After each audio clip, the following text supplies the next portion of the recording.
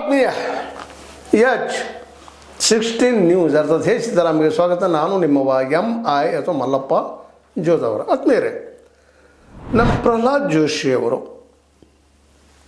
Consumer affairs, food and public distribution and new and renewable energy ಇದರ minister ಆದಂತಹ ಈ ನಮ್ಮ ಪ್ರಹ್ಲಾದ್ ಜೋಶಿ ನಾವಿನ್ನು ಮೂರನೇ ದೊಡ್ಡ ಆರ್ಥಿಕ ದೇಶ ಆಗ್ತೀವಿ ಅಂಥೇಳಿ ಗುಲ್ಬರ್ಗಾದಲ್ಲಿ ಮಾತಾಡಿದ್ದಾರೆ. ಭಾಳ ಸಂತೋಷ, ಭಾಳ ಸಂತೋಷ. ಯಾರಿಗೆ ಬೇಡ ಆಗಿದ್ರಿ, ಆದರೆ ವಾಸ್ತವನ ಅರ್ಥ ಮಾತಾಡಬೇಕಾಗ್ತದೆ ಯಾವುದನ್ನಾದರೂ. ಯಾಕೆಂದ್ರೆ ನಮ್ಮ ದೇಶದ ಬಗ್ಗೆ ನಮಗೆ ಹೆಮ್ಮೆ ಅದ, ಪ್ರೀತಿ ಅದ, ವಿಶ್ವಾಸ ಅದ. ಅದು ಯಾರು ನಮಗೆ ಕಲಿಸ್ಬೇಕಾಗಿಲ್ಲ.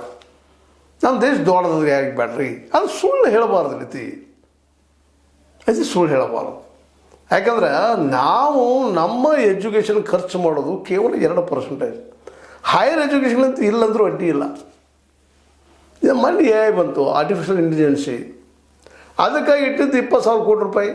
ಹೋದ ವರ್ಷ 24-25 ಅದ್ರಾಗ ಬರೀ 800 ಕೋಟಿ ರೂಪಾಯಿ ಖರ್ಚದು. ಈ ಸಲ 1,000 ಕೋಟಿ ರೂಪಾಯಿ ಇಟ್ಟದ್ರಿ ಬಜೆಟ್ದಾಗ. ಹೊರಗಿನ ಕಂಪ್ನಿಗಳು, ಬೇರೆ ಬೇರೆ ದೇಶದ ಕಂಪ್ನಿಗಳು ಲಕ್ಷ ಕೋಟಿಗಟ್ಟಲೆ ಆರ್ಟಿಫಿಷಿಯಲ್ ಇಂಟೆಲಿಜೆನ್ಸ್ ಫೀಲ್ಡ್ದಾಗ ಖರ್ಚು ಮಾಡ್ತಾ ಇದ್ದಾರೆ. ಅಂದಾಗ ಅಲ್ಲಿಯ ಪ್ರತಿಭಾವಂತ ಯುವಕರು ಅವ್ರಿಗೆ ಅನುಕೂಲಗಳಾಗೋದ್ರಿಂದಾಗೆ ಅವ್ರಿಗೆ ಪೂರ್ಣ ಪ್ರಮಾಣದಲ್ಲಿ ಆರ್ಥಿಕ ಚಿಂತನೆ ಹಚ್ಚಲಾರ್ದ. ಯಾಕಂದ್ರೆ ರೊಕ್ಕ ಚಿಂತೆ ಭಾಳ ಕೆಟ್ಟ ಯಾವಾಗಲೂ ಸಂಶೋಧಕರಾಗಿರ್ಬೋದು, ಮತ್ತಾರೋ ನಮ್ಮ ಸಂಶೋಧನೆ ಎಲ್ಲಿ ನಡೀತಾ ಇದ್ದಾವೆ ಇಂಡಿಯಾದಲ್ಲೇ. ಇರೋ ನಮ್ಮ ದೊಡ್ಡಪ್ಪ ಅಪ್ಪ ಇಂಜಿನಿಯರಿಂಗ್ ಕಾಲೇಜಲ್ಲಿ ಹೋಗಿ ಹೇಳ್ತಾ ಇದ್ದಾರೆ ಇವರು. ಅಲ್ಲೇ ಅಂಥ ವಾತಾವರಣದ ಒಂದಿಷ್ಟು ಅಲ್ಲೇ ಇಲ್ಲೇ ಅವ್ರಿಗೆ ಸರಿ ಅನಿಸ್ತಿರ್ಬೋದು. ಬಟ್ ವಾಸ್ತವವಾಗಿ ಅಲ್ಲಿ ಇಂಜಿನಿಯರಿಂಗ್ ಕಲಿತ ಮಕ್ಕಳಿಗೆ ಎಷ್ಟು ಖರ್ಚು ಬರ್ತದೆ ವರ್ಷಕ್ಕೆ? ಒಬ್ಬ ಬಡ ಕೂಲಿಕಾರನ ಮಗ ಹೋಗಿ ಕಲಿಯೋಕ್ಕೆ ಸಾಧ್ಯದಲ್ಲ? ಎಲ್ಲರಿಗೂ ಎಜುಕೇಷನ್ ಸಿಗ್ಲಿಕ್ಕೆ ಸಾಧ್ಯದಲ್ಲ? MBBS ಎಷ್ಟು ಮಂದಿ ಕಲಿಲಿಕ್ಕೆ ಸಾಧ್ಯದ? ಕೋಟಿ ಖರ್ಚು ಮಾಡಿ ಅಥವಾ ಲಕ್ಷ ಖರ್ಚು ಮಾಡಿ ಎಷ್ಟು ಜನ ಲಕ್ಷ ಎಷ್ಟಿದ್ದಾರೆ? ಇದ್ರ ಬಗ್ಗೆ ಎಂದಾದರೂ ಚರ್ಚೆ ಮಾಡಿದ್ದಾರೆ? ಹೈಯರ್ ಎಜುಕೇಷನ್ ರಿಸರ್ಚ್ ಆ್ಯಂಡ್ ಡೆವಲಪ್ಮೆಂಟ್ದೊಳಗೆ ಎಷ್ಟು ಖರ್ಚು ಮಾಡ್ತೇವೆ ನಾವು? 2-3 ಸಾವಿರ ಕೋಟಿ ರೂಪಾಯಿ ಎದಕ್ಕೆ ಹತ್ತದ ರೀ? ಒಂದು 10,000 ರೂಪಾಯಿ 20,000 ಅಂತ ಕೋಟಿ ಲಕ್ಷ ಕೋಟಿಗಳನ್ನ ಹಾಕ್ತಾ ಇದ್ದಾರೆ. ಅಮೇರಿಕಾದಲ್ಲೇ, ಯುನೈಟೆಡ್ ಸ್ಟೇಟ್ಸ್ನಲ್ಲೇ, ಜಪಾನದಲ್ಲೇ, ಮುಂದುವರೆದ ದೇಶಗಳನ್ನ ಕರ್ಕೊಳ್ತೀವಿ, G7 ಅಥವಾ ಇನ್ನೂರು ದೇಶಗಳಲ್ಲೇ ಸಿಕ್ಕಾಪಟ್ಟೆ ಇನ್ವೆಸ್ಟ್ಮೆಂಟ್ ಮಾಡ್ತಾರೆ. ಹೀಗೆಲ್ಲ ಏನಾಗ್ತದಪ್ಪ ಅಂದ್ರೆ ಡೆವಲಪ್ಮೆಂಟ್ ಆಗ್ತದೆ ರೀ. ಎಲ್ಲನೂ ಮನೆ ದುಡ್ಡು ಹಾಕಿನ ಒಬ್ಬ ಪ್ರತಿಭಾವಂತ ಕೆಲಸ ಮಾಡೋಕ್ಕೆ ಸಾಧ್ಯ ಇಲ್ಲ.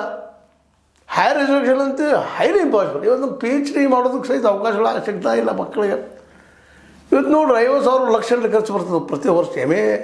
MCom ಅಂತ ಎಕ್ಸಾಮ್ಗೆ, ಇದು ಪರೀಕ್ಷೆಗಳಿಗೆ ಕಲಿಯೋದಕ್ಕಾಗಿ ಎಷ್ಟು ಜನಕ್ಕೆ ಸಾಧ್ಯ ಇದೆ ಅದು? ಇನ್ನು ಪ್ರೊಫೆಷ್ನಲ್ ಕೋರ್ಸ್ ಅಂತ ಮುಗಿದೋಗ್ಬಿಡ್ತು. ಹೋಲ್ ರಿಸರ್ಚ್ ಫೀಲ್ಡ್ದಾಗಾದ್ರೂ ಅವಕಾಶಗಳಿದ್ದಾವೆ ದೇಶದಲ್ಲೇ. ಎಷ್ಟು ಜನ ರಿಸರ್ಚ್ ಮಾಡೋರು ಇಲ್ಲಿ ಬರ್ತಾ ಇದ್ದಾರೆ, ಎಷ್ಟು ಪೇಟೆಂಟ್ ತೊಗೊಂಡಿದ್ದಾರೆ ವರ್ಲ್ಡ್ ಮಟ್ಟದಲ್ಲೇ. ಕೇವಲ ಭಾಷಣ ಮಾಡೋದ್ರಿಂದ ನಾವು ಉದ್ಧಾರ ಆಗ್ತೀವ? ನಮ್ಮ ಮೋದಿಯವರು ಸಾಕಷ್ಟು ಮಾಡಿದ್ರು ಇಲ್ಲಿವರೆಗೆ. ಎಷ್ಟು % ಖರ್ಚು ಮಾಡ್ತಾಯಿದ್ರಿ? ಸಿದ್ದರಾಮಯ್ಯವರು ಮಾತಾಡ್ತಾಯಿದ್ರು. ಕೇವಲ ಇದು ನಮ್ಮ ಪ್ರಹ್ಲಾದ್ ಜೋಶಿ ಅವರಿಗೆ ಹೇಳ್ತಾ ಇಲ್ಲ ಇದನ್ನು. ಪ್ರಹ್ಲಾದ್ ಜೋಶಿ ಅವ್ರ ಜೊತೆಗೆ ನಮ್ಮ ಸಿದ್ದರಾಮಯ್ಯವರು ಸಹಿತ ಎಷ್ಟು ಖರ್ಚು ಮಾಡಿದ್ದಾರೆ, ಮೋದಿಯವರು ಎಷ್ಟು ಖರ್ಚು ಮಾಡ್ತಾಯಿದ್ದಾರೆ. ಒಮ್ಮೆ ಶ್ವೇತಪತ್ರ ಹೊರಗೆ ಹಾಕ್ರಿ ನೀವು ಎಲ್ಲರೂ. ನಾವು 3ನೇ ದೊಡ್ಡ ದೇಶ ಆಗೋದು ಹೌದು, 3ನೇದಾಗಿ ನಾವು ಆಗ್ತೀವಿಲ್ಲ ಅಂತಲ್ಲ, 4ನೇದು ಆಗಿದ್ದೀವಿ ಈಗ. ಅದು ಹೆಂಗೆ ರೀ? ಟೋಟಲ್ ನಮ್ಮ GDP ಮೇಲೆ ಲೆಕ್ಕ ಹಾಕೋದು. ಪರ್ ಕ್ಯಾಪಿಟಲ್ ಇನ್ಕಮ್ ಹಾಕಿದಾಗ ನಾವು 150 145 ನಂಬರ್ ಬಂದಿರ್ತೀವಿ. ಬಡತನ ಆ ರೀತಿ ಐತಿ. ಕೇವಲ ಈ ದೇಶದ 10% ಜನರು ಮಾತ್ರ, ಅದರಲ್ಲೂ ಮುಖ್ಯವಾಗಿ ಕಾರ್ಪೊರೇಟ್ಗಳು. ಸ್ವತಂತ್ರವಾದ ಮೀಡಿಯಾಗೆ ಬೇಕಾಗಿರುವುದು ಸ್ವತಂತ್ರ ಧ್ವನಿ. ಆ ಸ್ವತಂತ್ರ ಧ್ವನಿ ಉಳಿಸಲು ನೀವು ಮಾಡಬೇಕಾದದ್ದು ಇಷ್ಟೇ. ಅದೇನಪ್ಪಾ ಅಂತಂತಂದ್ರೆ, ನಿಮ್ಮ ಕೈಲಾದಷ್ಟು ಸಹಾಯ ಈ ಚಾನಲ್ಗೆ ಮಾಡಿ ಹಾಗೂ ನಿಮ್ಮ ಧ್ವನಿಯನ್ನು ಕಾಪಾಡಿಕೊಳ್ಳಿ. ಈ ಕಾರ್ಪೊರೇಟ್ಗಳು ಈ ದೇಶದ 27-30% ದುಡ್ಡು ಅವ್ರಿಗೆ ಇಟ್ಕೊಂಡು ಕೂತಿದ್ದಾರೆ. ಅವ್ರು ಅಲ್ಲ, ಅವ್ರಿಗಿಷ್ಟ ಅವ್ರು ಹೋಗ್ಬಿಡಪ್ಪ. ಅವರಾದರೂ ಒಂದು ರಿಸರ್ಚ್ ಸಲುವಾಗಿ, ಮತ್ತೊಂದು ಸಲುವಾಗಿ, ಹೈಯರ್ ಎಜುಕೇಷನ್ ಸಲುವಾಗಿ ಖರ್ಚು ಮಾಡಿ ಇಲ್ಲೇ ಮಕ್ಕಳು ತಯಾರು ಮಾಡ್ತಾರೆ, ಇಲ್ಲೇ ವಿದ್ಯಾರ್ಥಿಗಳು ಸಹಾಯ ಮಾಡ್ತಾರೆ.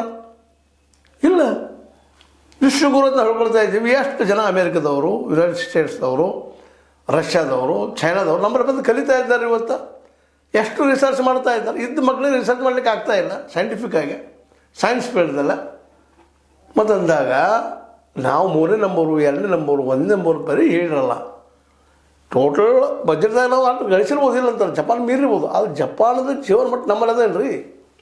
ನಾವು ಕೇಳ್ತಾ ಇರೋದಷ್ಟೇ, ಅತ್ಯಂತ ಬಡ ಮಕ್ಕಳಿಗೆ, ಬಡ ಕೂಲಿಕಾರರ ಮಕ್ಕಳಿಗೆ, ದುಡಿಯೋ ವರ್ಗದ ಮಕ್ಕಳಿಗೆ ನಾವು ಇವತ್ತು ಇಂಜಿನಿಯರಿಂಗ ಅಥವಾ ರಿಸರ್ಚ್ ಇನ್ ಸೈನ್ಸ್ ಫೀಲ್ಡ್ದಲ್ಲೇ ಕೊಡ್ಸೋಕ್ಕೆ ಸಾಧ್ಯ ಅದನ್ನು. ಅವ್ರು 100ಕ್ಕೆ 100 ತೊಗೊಂಡು ಕೊಡೋಕ್ಕೆ ಸಾಧ್ಯ ಇಲ್ಲ. ಯಾಕಂದ್ರೆ ಪ್ರೈವೇಟ್ದು ದುಡ್ಡು ಕೊಡಲಾರ್ದು ಯಾರೂ ಕಲಿಸೋದೂ ಇಲ್ಲ, ಕಲಿಯೋದು ಸಾಧ್ಯವೂ ಇಲ್ಲ. ಅಂದಾಗ ನಾವು 3ನೇ ನಂಬರ್ ಹೆಂಗೆ ಆಗ್ತೀವಿ? ಒಂದು 10 ಜನ 100ರಲ್ಲಿ 10 ಜನ 3 ನಂಬರ್ ಆದ್ರೆ ಉಳಿದವರು 150 140 ಯಾವುದು? ಅದು ಪ್ರಹ್ಲಾದ್ ಜೋಶಿ ಅವ್ರು ಹೇಳ್ಬೇಕು ಅದನ್ನು. ಇದು ಪ್ರಹ್ಲಾದ್ ಜೋಶಿ ಅವರಿಗೆ, ನಮ್ಮ ಸಿದ್ದರಾಮಯ್ಯನವರಿಗೆ, ಮೋದಿ ಅವರಿಗೆ ಕೇಳೋ ಪ್ರಶ್ನೆ ಒಂದೇ, ನೀವು ಎಷ್ಟು ಪರ್ಸೆಂಟೇಜ ಎಜುಕೇಷನ್ ಟೋಟಲ್ ಎಜುಕೇಷನ್ ಖರ್ಚು ಮಾಡ್ತೀರಿ? ತೆಗೆದು ನೋಡ್ರಿ ಎಷ್ಟು ಅದು. ಏನು ನಾವು 1 ಲಕ್ಷ ಕೋಟಿ ಬಿಟ್ಟಿವಿ, ಯಾರು ಜನಸಂಖ್ಯೆ ಯಾವ ರೀತಿ ಐತಿ, ಖರ್ಚು ಎಷ್ಟು ಬರ್ತದೆ ಲೆಕ್ಕ ಮಾಡಿದ್ರಿ ಅಂತಾರೆ. ಮಿನಿಮಮ್ 20ರಿಂದ 25%. ಏನು 50 ಲಕ್ಷದ ಏನು ನಿಮ್ಮ ಬಜೆಟ್ ಅದ, ಅದರಲ್ಲಿ 20% ಅಂದ್ರೆ ಎಷ್ಟಾಗ್ತದೆ? 100ರಲ್ಲಿ 20 ರೂಪಾಯಿದಷ್ಟು ಖರ್ಚು ಮಾಡ್ಬೇಕಾಗ್ತದೆ. ಅಷ್ಟು ಖರ್ಚು ಮಾಡ್ತಾಯಿದ್ದೀರಾ ಶಿಕ್ಷಣಕ್ಕೆ? ಇನ್ನು ರಿಸರ್ಚ್ ಆ್ಯಂಡ್ ಡೆವಲಪ್ಮೆಂಟ್ಸ್ಗೆ ಎಷ್ಟು ಖರ್ಚು ಮಾಡ್ತಾಯಿದ್ರಿ? ವಿಜ್ಞಾನ ಎಷ್ಟು ಖರ್ಚು ಮಾಡ್ತಾಯಿದ್ರಿ? ಎಷ್ಟು ಸಂಶೋಧನೆ ಆಗ್ತದೆ? ಎಲ್ಲೋ ಒಂದಿಷ್ಟು ನಮ್ಮದು ಸೆಟೈಟ್ ಹಾರಿಸಿದ್ವಿ ಮಾಡಿದ ಮುಗಿತು ಅಂತಲ್ಲ, ಎಲ್ಲರೂ ಶ್ರೀಮಂತರಿಗೆ ಶಿಕ್ಷಣ ಸಿಗ್ತಾ ಇದೆಯಾ? ಶ್ರೀಮಂತ ನಿಜವಾಗಿ ಎಲ್ಲರೂ ಆಗಿದ್ದಾರೆ ಈ ದೇಶದಲ್ಲ. ಹಾಗಾದ್ರೆ ಇಲ್ಲಿ ಬಡತನ ಯಾಕದ ಈ ದೇಶದಲ್ಲ? ಯಾಕದ? ನಿರುದ್ಯೋಗ ಯಾಕದ ರೀ? ಸ್ವಚ್ಛ ನೀರು ಎಲ್ಲ ಕಡೆ ಯಾಕೆ ಸಿಗ್ತಾಯಿಲ್ಲ? ಬರೀ ನಾವು ಬೂಸ್ಟ್ ಟೈಮ್ ಮಾತಾಡೋದಲ್ಲ, ಆ ದಿಶೆಯಲ್ಲಿ ಏನಾದರೂ ಹೊಸ ಅರ್ಥವ್ಯವಸ್ಥೆ ತರಲಿಕ್ಕೆ ಸಾಧ್ಯನಾ? ಪ್ರಹ್ಲಾದ್ ಜೋಶಿ ಅವರು ಮಾತಾಡಿದ ಮಾತ್ರ ಹೇಳಬೇಕಾಗಿದೆ. ಪ್ರಹ್ಲಾದ್ ಜೋಶಿ ಅವರು ತಿಳ್ಕೊಳ್ಳೋಂಥವ್ರು, ಬುದ್ಧಿವಂತರು, ಇವತ್ತು ಕ್ಯಾಬಿನೆಟ್ ಮಿನಿಸ್ಟರ್ ಆಗಿದ್ದಾರೆ. ಅವ್ರೊಂದು ಮೆರಿಟ್ ಅದಂತ ಅಲ್ಲಿ ತಂದು ನಿಲ್ಲಿಸಿದ್ದಾರೆ. ಅದು ಉಳಿದು ಬೇರೆ ಜಾತಿವಾದ ಆವಾದ ಮಾತಾಡೋದು ಬೇಡ, ನಾವಿಲ್ಲ ಅದರ ಅವಶ್ಯಕತೆ ಇಲ್ಲ. ಅದ ಇಲ್ಲ ಅಂತಲ್ಲ, ಅವು ಪ್ರತಿಭಾವಂತಕ್ಕೆ ಸರಳವಾಗಿ ಇಲ್ಲೇ ಯಾವ ಸೀಟು ಸಿಗೋದಿಲ್ಲ. ಅದರಲ್ಲೂ ಪ್ರೊಫೆಷನಲ್ ಕೋರ್ಸ್ಗಳಂತ ಸಾಧ್ಯನೇ ಇಲ್ಲ. ನಾವು ಪ್ರೊಫೆಷನಲ್ ಕೋರ್ಸ್ ಹೇಳೋದಿಲ್ಲ, ಅಟ್ಲೀಸ್ಟ್ ರಿಸರ್ಚ್ಗಾದ್ರೂ ಅವಕಾಶ ಸಿಗ್ತದನ ಇಲ್ಲೇ. ರಿಸರ್ಚ್ ಅಂದರೆ ಯಾವ? ಅದು ಸೈನ್ಸ್ ಬೇಸ್ ಮೇಲೆ ಆಗಬೇಕು.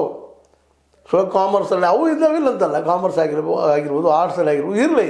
ಅವಾಗಿಂತ ಹೆಚ್ಚಿನ ಸೈಂಟಿಫಿಕ್ ಟೆಂಪರ್ ಬೆಳಬೇಕಾದ್ರೆ ಸೈನ್ಸಲ್ಲಿ ನಾವು ಸಂಶೋಧನೆ ಮಾಡಬೇಕಾದ್ರೆ, ಸೈನ್ಸಲ್ಲಿ ಮಾಡಬೇಕಾದ್ರೆ ನಮ್ಮ PUC ವರೆಗಿನ ಏನು ನಮ್ಮ ಸ್ಕೂಲ್ಗಳಿದ್ದಾವೆ ಎಲ್ಲ ಫ್ರೀ ಆಗಬೇಕು ಎಲ್ಲ ಮಕ್ಕಳಿಗೆ.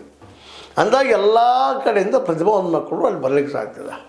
ಆಮೇಲೆ ಸರ್ಕಾರನ ಸಾಲ ಕೊಟ್ಟು ಮತ್ತೆ ಮಾಡೋರಿಗೆ ಅವರ ಜವಾಬ್ದಾರಿ ಇರುತ್ತೆ, ಮಕ್ಕಳು ಕಲಿಸ್ಬೇಕಾಗಿದೆ. ಯಾಕಂದರೆ ಹೈಯರ್ ಎಜುಕೇಷನನ್ನು ದುಡ್ಡು ಹಾಕಿ ಕಲಿಸುವಷ್ಟು ಶಕ್ತಿ ನಮ್ಮ ಇವತ್ತಿನ ಏನಪ್ಪ ಜನಾಂಗ ಇಲ್ಲ ಭಾರತದಲ್ಲಿ. ಎಷ್ಟು ಜನ ಇದ್ದಾರೆ? ನೀವು ಇವತ್ತು ಅಭ್ಯಾಸ ಮಾಡಿ ಹೇಳ್ರಿ. ನಾವು ಲಾರ್ಜೆಸ್ಟ್ ಥರ್ಡ್ ಹೇಳ್ಕೊಳ್ತೀರಿ, ಇಲೆಕ್ಷನ್ಸ್ ಒಳಗೆ ಮತ್ತೇನೋ ಮಾತಾಡ್ತೀರಿ, ಗೆಲ್ರಿ ಯಾರು ಬೇಡ ಅಂದ್ರೆ ನೀವು ಆಳ್ತಾ ಹೋಗ್ರಿ. ಆದರೆ ಜನಕ್ಕೆ ಏನು ಬೇಕಾಗಿದೆ ಅದನ್ನು ಮಾಡಲಿಕ್ಕೆ ಸಾಧ್ಯದನಾ? ನಾವು ಸುಮ್ಮನೆ 3ನೇ ಶ್ರೀಮಂತ ದೇಶ, 2ನೇ ಶ್ರೀಮಂತ ದೇಶ, 1ನೇ ಶ್ರೀಮಂತ ದೇಶ ನೋಡಿರಿ. ನಮ್ಮದು 4 ಟ್ರಿಲಿಯನ್ ಅದ. ಎಷ್ಟು? 4 ಟ್ರಿಲಿಯನ್ ನಮ್ಮದು ಅಂತ ಇಟ್ಕೊಳ್ಳಿ. ಅಮೇರಿಕದ ಎಷ್ಟದ ರೀ? 32 ಟ್ರಿಲಿಯನ್ ಅಥವಾ 33 ಟ್ರಿಲಿಯನ್ ಡಾಲರ್ ಅದ ರೀ. ಹೌದಾ? ಚೈನಾದ ಎಷ್ಟದ ರೀ? 23-24 ಟ್ರಿಲಿಯನ್ ಡಾಲರ್ ಅದ ರೀ. ಯುರೋಪಿಯನ್ ಯೂನಿಯನ್ಗೆ ಎಲ್ಲ ಕುಡಿಸ್ಕೊಂಡನ 25-26 ಟ್ರಿಲಿಯನ್ ಡಾಲರ್ ಅದ. ಅಂದಾಗ ನಮ್ದು ಏನಪ್ಪ 4 ಟ್ರಿಲಿಯನ್ ಡಾಲರ್. ಹೌದು, ಜಪಾನದ ಹೆಚ್ಚಾಗಿರ್ಬೋದು, ಬಟ್ ಜಪಾನದಲ್ಲಿ ಅವ್ರು ತಮ್ಮ ಮಕ್ಕಳಿಗೆ ಕೊಡುವಂಥ ಜೀವನ ಮಟ್ಟ, ಶಿಕ್ಷಣ, ಆರೋಗ್ಯ ಇಲ್ಲದ ಈ ದೇಶದಲ್ಲೇ. ಒಂದು ಸರ್ಕಾರಿ ದವಾಖಾನೆಗಳಿಗೆ ಅಲ್ಲ, ಇಲ್ಲೇ ಸರ್ಕಾರಿ ಶಾಲೆಗಳಿಗೆ ಹೋಗಿ ನೀವು ಸರ್ವೆ ಮಾಡಿ ಗೊತ್ತಾಗ್ತದೆ ಯಾವ ಮಟ್ಟದಲ್ಲಿ ಇದ್ದೀವಿ ಅಂತ. ಇನ್ನೂ ಯಾಕಂದ್ರೆ ನಮ್ಮ ಸ್ಕೂಲ್ಗಳು, ನಮ್ಮ ದವಾಖಾನೆಗಳು ಅಥವಾ ಆಸ್ಪತ್ರೆಗಳು ಅದು ನೋಡಿದ್ರೆ ಸಾಕು, ಅಲ್ಲಿ ಪಾಪ ಬಡ ಹೋಗಿ ಔಷಧ ತರಿಸೋದು ಕಷ್ಟ ಆಗಿಬಿಡೋದು. ಅಷ್ಟು ಒಂದು ಗಲೀಜಾಗುವಂಥ ಪ್ರಯತ್ನಗಳು ಭಾಳಷ್ಟು ಕಡೆ ಇದ್ದಾವೆ. ತಾಲೂಕು ಮಟ್ಟದಲ್ಲಾಗಿರ್ಬೋದು, ಹೋಬಳಿ ಮಟ್ಟದಲ್ಲಾಗಿರ್ಬೋದು, ಗ್ರಾಮ ಮಟ್ಟದಲ್ಲಾಗಿರ್ಬೋದು. ಸರಿಯಾದ ವೈದ್ಯರಿಲ್ಲ, ಸರಿಯಾಗಿ ಸ್ಕೂಲ್ಗಳಿಲ್ಲ, ಸ್ಕೂಲ್ಗಳು ಮೇಂಟೆನೆನ್ಸ್ ಇಲ್ಲ, ಟೀಚರ್ಸ್ಗಳಿಲ್ಲ. ಯಾರು ದೇಶನ ತಯಾರು ಮಾಡಬೇಕಾಗಿತ್ತು ಅವರಲ್ಲಿಲ್ಲ. ಕಡಿಮೆ ಪ್ರಮಾಣ ಇದ್ದಾರೆ, ಹೆಸರಿಗೆ ಅಷ್ಟ, ಬೆದರ ಬೊಂಬೆ ಇದ್ದಂಗೆ ತೋರಿಸೋದು ಬೊಂಬೆ ಅಷ್ಟ, ಆ ಪ್ರಮಾಣ ಇಲ್ಲದ. ಈ ದಿಶೆಯಲ್ಲಿ ನಮ್ಮ ಪ್ರಹ್ಲಾದ್ ಜೋಶಿ ಅವರು ಇನ್ನಷ್ಟು ಮಾತಾಡಿದರೆ, ಇನ್ನಷ್ಟು ಯೋಚನೆ ಮಾಡಿದ್ರು. ಬರೀ ಮಾತಾಡೋದು ಬೇಡ, ಮಾತಾಡೋರು ಭಾಳ ಇದೆ ದೇಶದಲ್ಲಿ. ನಾನು ಮಾತಾಡ್ತಾನೆ ಇದ್ದೀನಿ. ಈಗ ಎಲ್ಲರೂ ಮಾತಾಡೋಣ, ಆದ್ರೆ ಕೆಲಸ ಆಗುತ್ತದೇನು? ನಾವು ನಿಜವಾಗಿಯೂ 3ನೇ ನಂಬರ್ ಶ್ರೀಮಂತ ದೇಶ ಆಗ್ತೀವ. ಪ್ರತಿಯೊಬ್ಬರು ನಮ್ಮ ದೇಶದಲ್ಲಿ ಆಗ್ಬೋದು. ಬರೀ ಒಂದು 10 ಮಂದಿ ಅಲ್ಲ, 100ರಲ್ಲಿ 10 ಮಂದಿ ಆದ್ರೆ ಅದಲ್ಲ, ಅಭಿವೃದ್ಧಿ ಅಲ್ಲ ಅದು. ಅದು ಇಲ್ಲಿ ಶೋಷಣೆ ಮಾಡ್ತಾರೆ ಅವರು. 10 ಜನ ಶೋಷಣೆ. ಇಲ್ಲಿ ಇಂಡಸ್ಟ್ರಿ ಬೆಳೆಸಲಿಲ್ಲ, ಮತ್ತೊಂದಿಲ್ಲ, ಮಗದೊಂದಿಲ್ಲ, ಉದ್ಯೋಗ ಕೊಡಿಸಲಿಲ್ಲ. ಉದ್ಯೋಗದ ಕಷ್ಟ ಆಗಿದ್ದಾವೆ. ಅನೇಕ ಬ್ಯಾಂಕ್ಗಳು ಬಂದವಾಗಿ ಹೋಗಿದ್ದಾವೆ. 2014ರಾಗ 13-14 ಲಕ್ಷ ಇದ್ದಂಥ ವರ್ಕರ್ಸ್, ಬ್ಯಾಂಕರ್ಸ್ಗಳು 7-8 ಲಕ್ಷ ಬಂದಿದ್ದಾರೆ. ಎಷ್ಟು ಪ್ರಮಾಣ ಕಡಿಮೆ ರೀ. ಸಾಲ 2014ರಾಗ 53 ಲಕ್ಷ ಕೋಟಿ, 54 ಲಕ್ಷ ಕೋಟಿ ಇದ್ದಿದ್ದು. ಇವತ್ತು ಎಷ್ಟಾಯ್ತು? 215-220 ಲಕ್ಷ ಕೋಟಿ ರೂಪಾಯಿ. ಇದು ನಂದು ಅಭಿಪ್ರಾಯ ಇಲ್ಲ. IMF ಮತ್ತು ನಮ್ಮ ಏನಪ್ಪ ಅಂತಂದ್ರೆ ಈ ಒಂದು ವಿಶೇಷವಾಗಿ ನಮ್ಮ ವಿಶ್ವಸಂಸ್ಥೆ ಹೇಳುವಂಥದ್ದು. ಇವೆಲ್ಲ ನೆನಪಿಟ್ಕೊಂಡು ನಾವು ಮಾತಾಡ್ಬೇಕಾಗಿದೆ. ಆಗಲೇ ಮಾತಾಡಿದ್ದಾರೆ ನಮ್ಮ ಜೋಶಿ ಅವರು. ಸಂತೋಷ, ನಾವು 1 ನಂಬರ್ ಆಗಬೇಕು. ಆದರೆ ನಮ್ಮಲ್ಲಿ ಕಲಿಯಾಗಿ ಬರೋರು ಯಾರು? ಅಮೇರಿಕದವ್ರು ಬರ್ತಾರೆ. ಟ್ರಂಪ್ ಅವ್ರು ತಮ್ಮ ವಿದ್ಯಾರ್ಥಿಗಳು ತಮ್ಮವ್ರನ್ನ ಇಲ್ಲಿ ಕಳಿಸ್ತಾರೆ ಕಲೀಲಿಕ್ಕೆ. ಅಂದಾಗ ನಾವು ಗೆದ್ದಂಗೆ. ಆವಾಗ ನಾವು ವಿಶ್ವಗಳು ಅಲ್ವಾ? ಏನು ಅನಿಸುತ್ತೆ ನಿಮಗೆ? ನಾನು ಹೇಳೋದು ತಪ್ಪು ಅನಿಸ್ತೇನು? ತಪ್ಪಂದ್ರೆ ತಪ್ಪಲ್ಲ, ಸರಿ ಇರಲಿ, ಸರಿ ಇರಲಿ. ಕಂಡಾಗಿ ಹೇಳೋದು ನಮ್ಮ ಕೆಲಸ ಅಂತ ಹೇಳ್ತಾ ಲೈಕ್ ಮಾಡಿ, ಶೇರ್ ಮಾಡಿ, ಕಮೆಂಟ್ ಮಾಡಿ, ಜೊತೆ ಸಬ್ಸ್ಕ್ರೈಬ್ ನಿಲ್ಲಿಸ್ಕೊಂಡು. H16 ನ್ಯೂಸ್ ಅರ್ಥ ಚಿತ್ರ ಸತ್ಯಕ್ಕೆ ಕೈಗನ್ನಡಿ ವಂದನೆಗಳು.